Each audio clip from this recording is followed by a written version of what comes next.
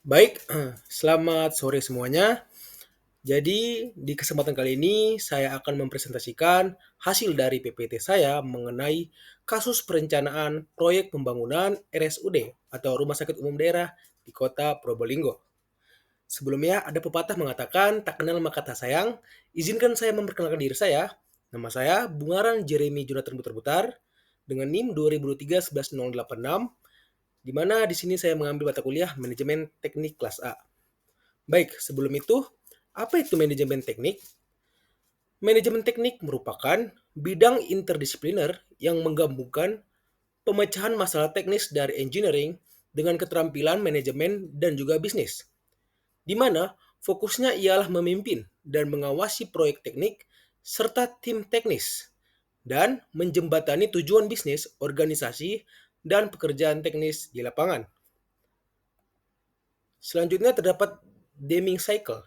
Yang pertama ada plan, yakni merencanakan perubahan, menganalisis, dan memprediksi hasil. Selanjutnya ada do atau melaksanakan rencana dalam skala kecil dan terkontrol.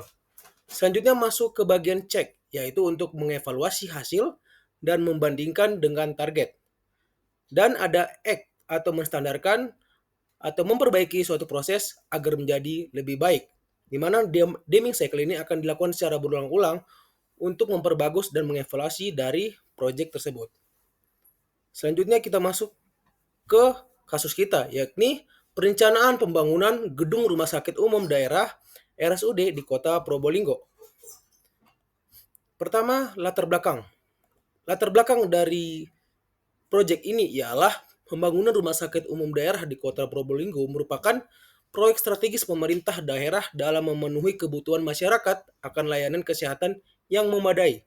Kota Probolinggo sendiri adalah salah satu kota terbesar di Jawa Timur yang selain melayani masyarakat lokal, juga menjadi rujukan bagi daerah sekitar seperti Pasuruan, Situbando, dan Bondowoso.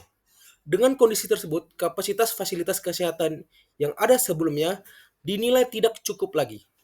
Oleh karena itu, pada tahun 2022 dimulai proyek pembangunan RSUD baru di atas lahan seluas 3,5 hektar dengan kontrak senilai 161,4 miliar dan target durasi pelaksanaan selama 385 hari kalender. Rumah sakit ini dirancang memiliki 5 lantai dengan daya tampung lebih dari 300 pasien dan diharapkan dapat menjadi rumah sakit rujukan di Kota Probolinggo. Oke, pertama-tama kita bedah permasalahan kasus yang dihadapi dari proyek ini. Dalam pengimplementasian proyek ini, pembangunan RSUD menghadapi sejumlah kendala yang cukup serius. Dua masalah utama yang menjadi sorotan adalah keterlambatan proyek dalam pembengkakan biaya. Pertama, muncul karena perencanaan awal tidak sepenuhnya mempertimbangkan strategi pembagian zona kerja yang efektif serta penjadwalan detail yang realistis. Akibatnya, aktivitas di lapangan sering mengalami tumpang tindih dan tidak sinkron, sehingga progres pekerjaan berjalan lebih lambat dari target. Kedua, biaya proyek membengkak akibat kurangnya perhitungan matang terkait kebutuhan sumber daya, baik dari sisi material, tenaga kerja, maupun penggunaan alat berat. Kondisi ini diperparah oleh adanya keterlambatan yang secara langsung meningkatkan biaya operasional, proyek, dan juga logistik. Jika dibiarkan, dua masalah ini dapat mengancam keberhasilan proyek, baik dari segi efisiensi, anggaran, maupun dari manfaat sosial yang seharusnya segera dirasakan oleh masyarakat. Selanjutnya kita masuk ke namanya perencanaan planning yang membahas rencana untuk menyelesaikan dari permasalahan tersebut. Perencanaan planning untuk mengatasi keterlambatan dan pembengkakan biaya, tim proyek menyusun perencanaan baru yang lebih sistematis dan komprehensif. Langkah awal adalah menyusun yang namanya WBS atau Work Breakdown Structure. Dengan adanya WBS, seluruh pekerjaan akan menjadi dipecah menjadi unit-unit yang lebih kecil, mulai dari pekerjaan persiapan pondasi, struktur atas, arsitektur, hingga instalasi plumbing. Hal ini membantu mempermudah pengawasan, menghindari pekerjaan yang terlewat, serta mempermudah koordinasi antar bagian. Selanjutnya disusun struktur organisasi proyek murni.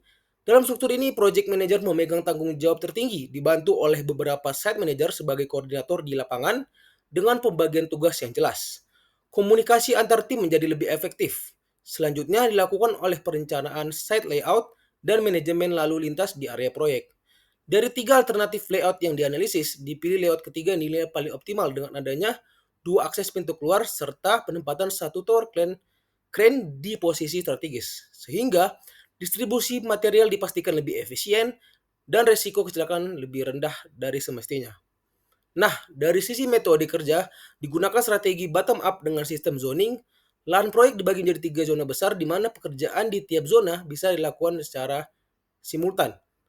Dan juga dilakukan metode inspeksi rutin seperti pendekatan PDCA yang tadi sudah saya bahas, yaitu Plan, Do, Check, dan Act yang mengacu pada standar ISO 9000 untuk memastikan kualitas hasil pekerjaan. Sementara itu, rencana K3L atau keselamatan, kesehatan kerja, dan lingkungan disusun berdasarkan metode hazard identifikasi, risk and control, dan juga disertakan semua pekerja diwajibkan menggunakan alat pelindung diri yang lengkap dan rambut keselamatan dipasang di area yang rawan. Nah, untuk perencanaan planning dari proyek kita ini, selanjutnya kita masuk ke bagian penyelesaian dari masalah tersebut. Hasil dari proyek planning ini cukup signifikan dalam menyelesaikan masalah yang ada. Pertama, dari sisi waktu yang kita ketahui, proyek yang awalnya direncanakan selesai dalam 385 hari kalender bisa dipadatkan hanya sekitar 207 hari kerja dengan sistem 6 hari kerja dalam seminggu, masing-masing per harinya itu adalah 8 jam. Ini menunjukkan bahwa dengan manajemen penjadwalan yang lebih rapi, keterlambatan bisa dihindari. Kedua, dari sisi biaya, rencana anggaran pelaksanaan atau RAP yang disusun ulang menghasilkan angka sebesar 128 miliar, lebih rendah dibandingkan nilai kontrak awal yang sebesar 161,4 miliar. Perhitungan ulang ini mencerminkan estimasi biaya yang lebih realistis dan juga efisien, sehingga dapat menghindari pembengkakan biaya lebih lanjut. Namun pembangunan sebuah gedung rumah sakit tidaklah sederhana. Kompleksitas pekerjaan meliputi struktur bawah atau pondasi dari tanah untuk pembangunan tersebut, struktur atas, arsitektur plumbing, hingga sistem utilitas yang semuanya harus direncanakan sesuai dengan detail. Selain itu, faktor lain seperti penjadwalan, alokasi sumber daya, dan pembagian zona kerja, serta kesehatan tenaga kerja, dan juga kontrol mutu menjaga aspek penting yang menentukan keberhasilan suatu proyek. Oleh karena itu, perencanaan proyek menjadi kebutuhan mutlak agar pembangunan ini berjalan sesuai target, baik dari sisi waktu, biaya, dan mutu maupun keamanan.